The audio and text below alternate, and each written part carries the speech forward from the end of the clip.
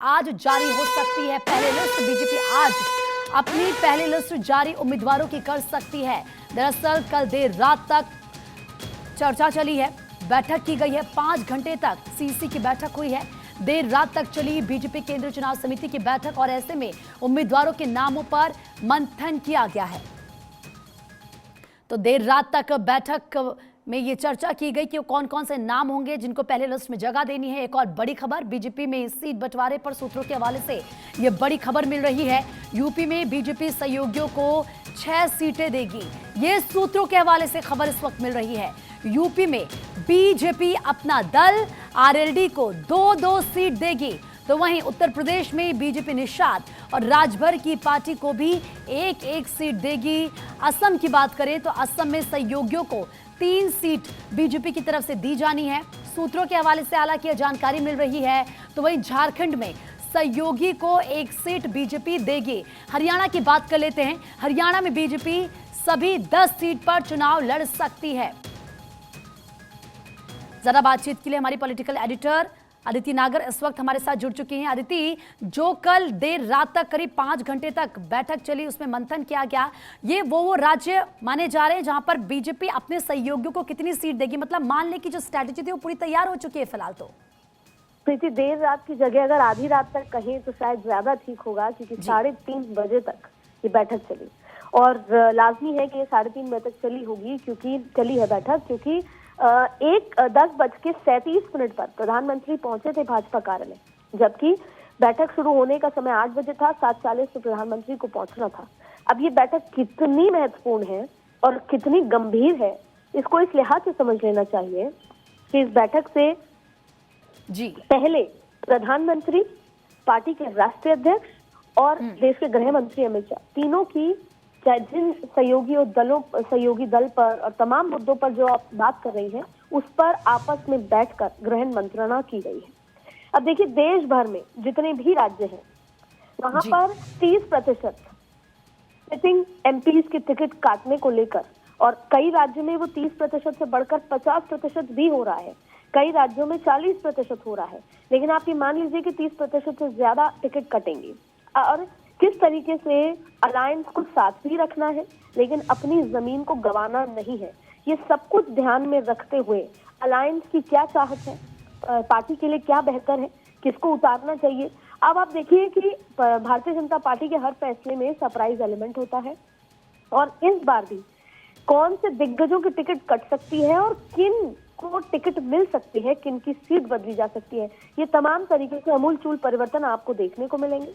अब ये बात इस बात की है कि कल लगभग 18 राज्यों पर चर्चा हुई है, जिसमें राजस्थान, उत्तर प्रदेश, असम, पश्चिम बंगाल, उत्तराखंड, तेलंगाना, आंध्रा से लेकर तमाम ये राज्य इसमें मौजूद थे, जिनमें चर्चा की गई है किस तरीके से उतारना है। देखिए, अब जब 370 का टारगेट है, तो एक सीट पर सोच समझकर, उसके समीकरण को समझकर, उसके रेपरकशंस को समझकर कि टिकट काटेंगे तो क्या कुछ होगा, इन सब पर गहन मंत्रणा हुई है। और क्योंकि अभी तक कोई भी नाम और चीजें और लिस्ट आउट नहीं हुई है मीडिया के माध्यम से भी, उसकी भी यही वजह है कि एक बार फिर भारतीय जनता पार्टी, खासतौर पर अमित शाह की रणनीति के तहत उसको टॉप सीक्रेट रखा गया है, जिससे कि किसी भी तरह की कोई गफलत या विवादित स्थिति पैदा ना हो। क्योंकि जब टिकट कटती है तो विधायक जब इंडिपेंडेंट लड़ लेते हैं, दूसरी पार्टियों में चले जाते हैं, तो यहाँ सांसद लड़ लेंगे।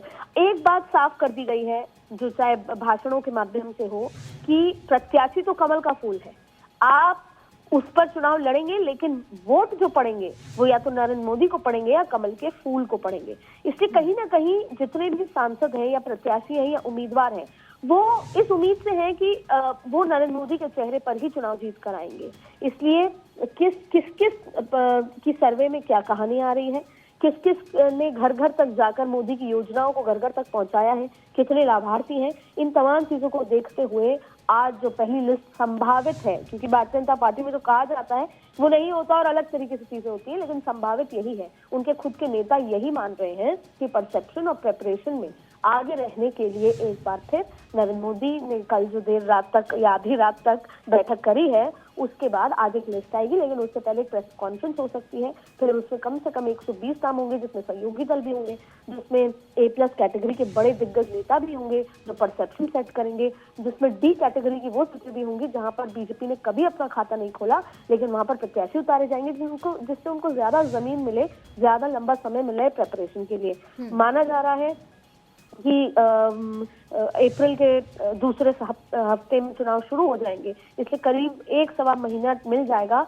उन प्रत्याशियों को तैयारी करने के लिए जहां पर कमल का फूल कभी नहीं खिला। इसलिए हर एक बारीकी की रणनीति के साथ भारतीय जनता पार्टी, नरेंद्र मोदी, अमित शाह का डुओ काम कर रहा है। जी, बिल्कुल सही कहा अदिति आपने। और अदिति, क्या ये भी माना जाए कि जो ये पहले लिस्ट तैयार की गई है आधी रात तक, जैसे कि आपने कहा कि ये कहना सही होगा कि आधी रात तक ये बैठक चली है, तो युवाओं का जिक्र क्योंकि हमेशा करते हैं कि युवा लोगों को कहीं ना कहीं जगह देनी चाहिए, वो बेहतर काम कर सकते हैं, महिलाओं का जिक्र क्योंकि प्रधानमंत्री नरेंद्र मोदी हमेशा करते हुए नजर आए, तो क्या इस लिस्ट में हम ये दो चीजें भी देखेंगे?